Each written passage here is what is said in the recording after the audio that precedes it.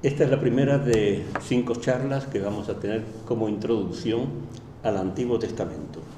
Aquí está la Biblia, es decir, Antiguo y Nuevo Testamento. Se ve la desproporción entre el Antiguo y el Nuevo Testamento. El Antiguo Testamento es muchísimo más amplio. Concretamente, aquí abarca 1647 páginas. Y digo esto porque una introducción a 1647 páginas en 5 charlas es una tarea casi imposible. Y por eso aconsejo al que quiera ampliar y fundamentar esto que voy a decir, el libro que escribí sobre introducción al Antiguo Testamento, editado por Verbo Divino, y que va a servir también como texto para este curso. Una aclaración previa antes de decir nada sobre el Antiguo Testamento, y es que en tiempos de Jesús, en el siglo I, los judíos tenían en realidad 2 Antiguos Testamentos. Está en primer lugar que sería la versión hebrea, nosotros diríamos la más original, la que usaban los judíos de Palestina. Todavía no estaba como yo la presento aquí ahora, no existía todavía, es un proceso un poco posterior, pero eran estos libros en hebreo. Lo que ocurrió es que el pueblo judío se había extendido ya por todo el Imperio Romano. Había judíos en Egipto, en la actual Turquía, en Grecia, en Roma, etc. Pero esos judíos no sabían hebreo. Y entonces lo que hicieron fue traducir la Biblia o los textos hebreos al griego. Y así surgió este otro volumen, que es los 70. Los 70 porque según una tradición hubo 72 traductores, pero se conoce como los 70. Y esta es la Biblia griega. Lo que ocurre es que esta Biblia griega no es la pura traducción de esta Biblia hebrea, sino que en griego añadieron otra serie de libros y de capítulos que no estaban en hebreo. Y esto va a ser importantísimo para comprender la diferencia entre el Antiguo Testamento de los judíos y el Antiguo Testamento cristiano. Y al decir cristiano me refiero a protestantes y católicos. Todo va a depender de esta diferencia inicial entre la Biblia hebrea y la Biblia griega de los judíos. Una vez dicho esto, ¿qué es la Biblia hebrea? ¿Qué es este libro? Pues es una colección de 39 escritos, muy diversos. Insisto en la palabra escritos, no digo 39 libros, porque algunos de estos libros serían brevísimos. Lo que nosotros conocemos como los 12 profetas menores, en realidad para los judíos es un solo libro, porque son tan breves que los unen en un solo libro, los 12. Entonces son 39 escritos de un carácter muy distinto. Hay libros que son básicamente narrativos, como veremos al hablar de los libros históricos o del Pentateuco. Hay libros que, aparte de la narración, tienen una pretensión más histórica. Sí, son narraciones, pero con una pretensión más histórica. Hay otros que son poéticos, como los Salmos, o como muchos textos de los profetas, etc. Y estos libros, estos escritos, proceden del siglo XI aproximadamente antes de Cristo hasta el siglo I de nuestra era. Es decir, se publican en una cantidad de tiempo larguísimo, de 11 siglos aproximadamente. No quiero decir, y esto es muy importante, que en el siglo XI antes de Cristo se escribiese algo, no. Parece que lo más pronto se escribiría hacia el siglo VIII, VII antes de Cristo. Pero hay tradiciones muy antiguas, ya desde el tiempo aquel del siglo XI, siglo X antes de Cristo. Bien, esta colección de 39 escritos debemos decir que no es una antología de la literatura de Israel. Es muy frecuente, uno va a cualquier librería, la parte de literatura, pues antología de la literatura española. Bien, pues la Biblia no es una antología de la literatura de Israel, porque una antología no incluye leyes. Una antología no incluye, por ejemplo, los límites de las provincias de España, los pueblos de una autonomía española, etc. Y sin embargo, en la Biblia tenemos capítulos que son los límites de las distintas tribus y las poblaciones que había dentro de cada una de esas tribus. Una antología de la literatura española no tendría genealogías, y sin embargo en la Biblia son fundamentales también las genealogías. Hay muchísimos capítulos de genealogías. Por consiguiente, lo primero que debemos tener en cuenta es que no es una antología de la literatura de Israel. Además, las obras de la Biblia, esos libros los tienen completos. Una antología selecciona capítulos. Por ejemplo, en una antología de la literatura española no se pone una obra completa de Calderón de la Barca. Se pone a lo mejor un fragmento de Segismundo, de lo que sea, ¿no? Pero no se pone la obra entera, no sería entonces ya una antología asequible, ¿no? Y sin embargo, en la Biblia lo que tenemos son obras completas, más o menos largas, pero obras completas. Por consiguiente, primera cosa que debe quedar claro es que no es una antología de la literatura de Israel. Y otra cosa también muy importante es que no contiene, el Antiguo Testamento hebreo, no contiene toda la producción literaria de los antiguos judíos. No se puede decir todo lo que escribieron los judíos está aquí, no, ni mucho menos. ¿Por qué? Pues porque hay obras que se han perdido. Aquí se citan, por ejemplo, el libro del justo, se cita el libro de las guerras de Yahvé, se citan los anales de los reyes de Israel, de los reyes de Judá. Ninguna de esas obras se ha conservado, todas se han perdido. Y por otra parte, aquí faltan los libros que conocemos como apócrifos, es decir, obras judías, algunas del siglo III, segundo antes de Cristo, es decir, muy antiguas, pero que no fueron aceptadas por los judíos como obras inspiradas. Y entonces no están aquí. Por consiguiente, esa literatura apócrifa, que es abundantísima, el profesor Díez Macho publicó con sus discípulos 5 volúmenes de apócrifos del Antiguo Testamento. Pues eso no está aquí incluido en la Biblia. Bien.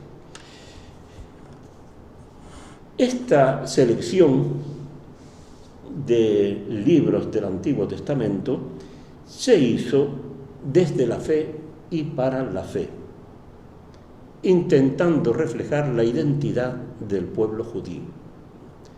Y esto es muy importante, tener en cuenta que es algo desde el punto de vista religioso, una selección desde la fe y para la fe. Pero esto nosotros tenemos el peligro de interpretarlo de una manera muy pobre. Aquí lo fundamental es que desde la fe se va a la identidad. Y entonces todo lo que contribuye a la identidad del pueblo judío puede ser recogido aquí, todo. Por ejemplo, desde el punto de vista religioso, que es el más importante sin duda, pues en estos libros lo que se pretende es expresar todo lo que significa la relación entre Dios y el pueblo. Eso es fundamental. Desde la alianza, como veremos hablar en el Pentateuco, como la respuesta a esa alianza, el mensaje de los profetas, cuando denuncian o cuando fomentan la esperanza, etc. O sea, el aspecto religioso es esencial. Pero hay otro aspecto que es fundamental también y que contribuye a la identidad del pueblo, es el aspecto político. Muchas veces nosotros podemos pensar una obra de tipo político no tiene por qué interesar en la Biblia. Siempre pensamos la Biblia es palabra de Dios, a Dios no le interesa la política. Bueno, eso es un fallo garrafal desde el punto de vista bíblico. A Dios le interesa también la política, una política que es tan sucia a veces como la nuestra. Es decir, que eso conviene también tenerlo presente, Dios no lo rechaza.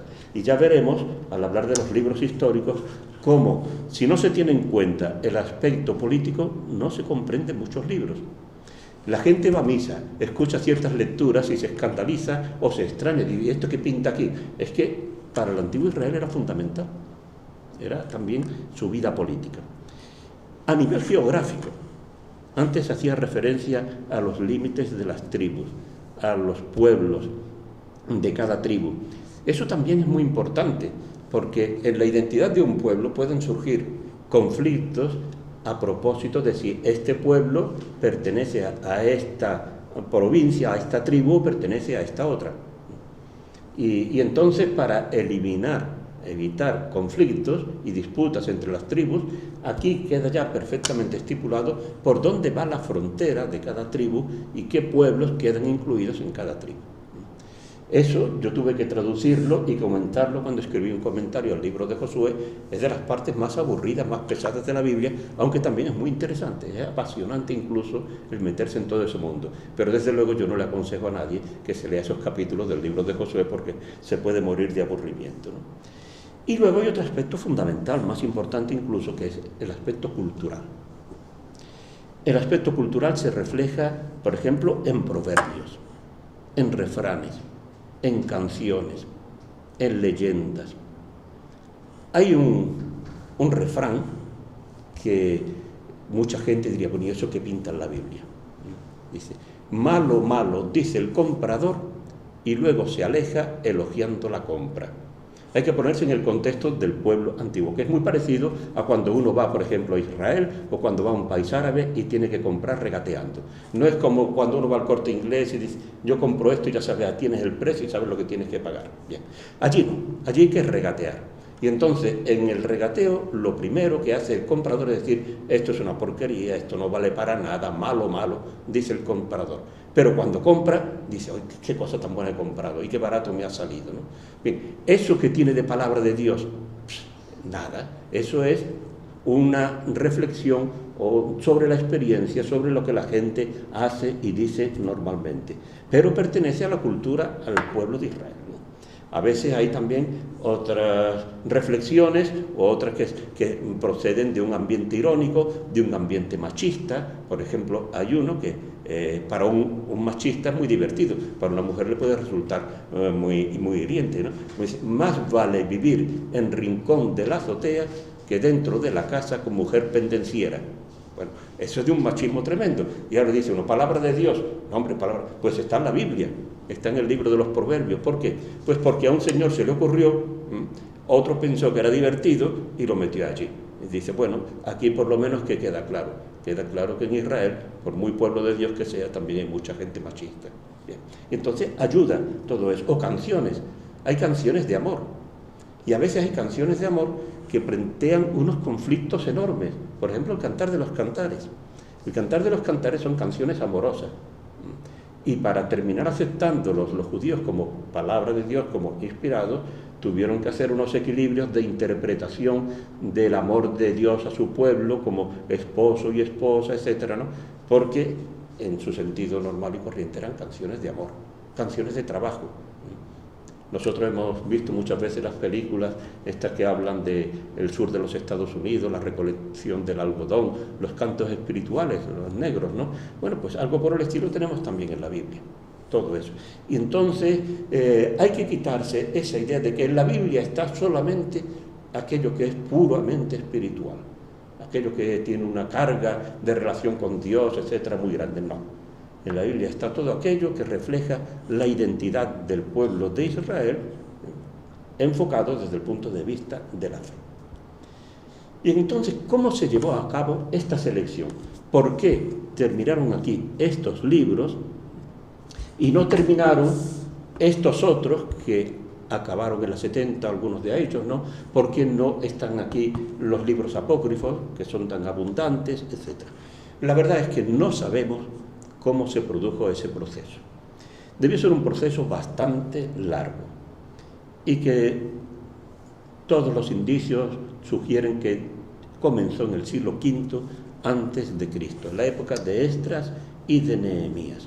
Fue entonces cuando probablemente se adoptó el Pentateuco, si no en su versión ya definitiva tal como lo tenemos ahora, pero sí prácticamente una versión bastante ya amplia. Una vez que se aceptó el Pentateuco, los teólogos de Israel siguieron pensando en que Dios también había hablado, no solo a través de Moisés, porque el Pentateuco se atribuía a Moisés, sino también había hablado a través de otros profetas. Y por consiguiente, dice, bueno, pues, ¿por qué no añadimos a estos libros los libros de los profetas? Por ejemplo, los libros de Isaías, Jeremías, Ezequiel, los 12. También esos libros que cuentan la historia y que están atribuidos a profetas, el libro de Josué, el libro de los jueces, libro de Samuel, de los reyes, se atribuían a veces a Samuel, que lo había escrito Samuel, o a Jeremías, que había escrito el libro de los reyes. Entonces se fue aumentando ese caudal, diríamos, de libros inspirados, aceptados por la fe judía. Pero se siguió reflexionando sobre esa cuestión y entraron ya una serie de libros que no tenían un denominador común como los libros proféticos. Y por eso, curiosamente, en la Biblia, aquí, una Biblia hebrea tiene estos 3 títulos. Nosotros ponemos simplemente Biblia. Ellos ponen Torá, Nevi'im, Ketuvim. La Torá, que es el Pentateuco, los Nevi'im, que son los profetas, y Ketuvim, que es un cajón desastre, donde entran todos los libros que ya no saben cómo catalogarlos de una manera precisa. Por ejemplo, entre los Salmos entra el libro del Coelho, el Eclesiastés, entran las crónicas, etc. Entran una serie de obras, y poco a poco se terminó haciendo ese catálogo de libros inspirados, que son los que tenemos aquí. Pero en este proceso hubo un criterio muy importante al cabo del tiempo, y es que un libro escrito en griego no podía ser aceptado como libro inspirado. ¿Por qué? Porque no estaba escrito en la lengua sagrada. La lengua sagrada es el hebreo y el arameo. El arameo, que es muy parecido al hebreo, diríamos que es como el italiano y el español, son 2 lenguas bastante parecidas. Y entonces la Biblia, los libros inspirados tenían que estar escritos en la lengua sagrada, hebreo o arameo. La inmensa mayoría es hebreo. Las secciones y las partes en arameo son bastante pocas en comparación. Con lo cual, hubo una serie de libros aquí que no entraron en este. Y los apócrifos exactamente igual. Ese es uno de los criterios que se utilizó. Otro criterio que parece que se utilizó al formar el canon de los libros inspirados era el político. Es decir, el canon, la selección, la hicieron los fariseos. Los fariseos eran enemigos mortales de los macabeos. Y entonces decidieron que los libros atribuidos o que trataban de los macabeos no iban a ser incorporados. Aquí, en la Biblia griega, hay 4 libros de los macabeos, 4. Los 4 fueron excluidos de esta Biblia hebrea. No se aceptó ninguno de ellos, con el motivo de que estaban en griego y con el motivo de que hablaban de unos personajes que los fariseos odiaban cordialmente, ¿no? Pero muchas veces no sabemos los criterios que se usaron. Sí sabemos que se discutió muchísimo. Por ejemplo, el Cantar de los Cantares, se discutió mucho si podía ser aceptado. Y la explicación es que el Cantar de los Cantares, como era poesía amorosa, decían que los rabinos que se cantaban en las tabernas, que cómo iba a considerarse un libro inspirado por Dios, un libro que se utilizaba, unos poemas que se utilizaban en las tabernas para cantar y divertirse, ¿no? Pero después de mucha discusión terminaron pensando que aquello reflejaba la relación o entre Dios y el pueblo, o simplemente, como dirían también, algunos podrían decir, es que el amor humano es la cosa más maravillosa que Dios acepta, y lo acepta desde Adán y Eva al comenzar el matrimonio. Por consiguiente, terminó siendo aceptado. El Eclesiastés también tuvo muchas dificultades, porque el Eclesiastés es un libro hipercrítico, es quizás el libro más moderno de todo el Antiguo Testamento, ¿no? Y resulta muchas veces un poco hiriente es el libro que empieza vanidad de vanidades, todo vanidad.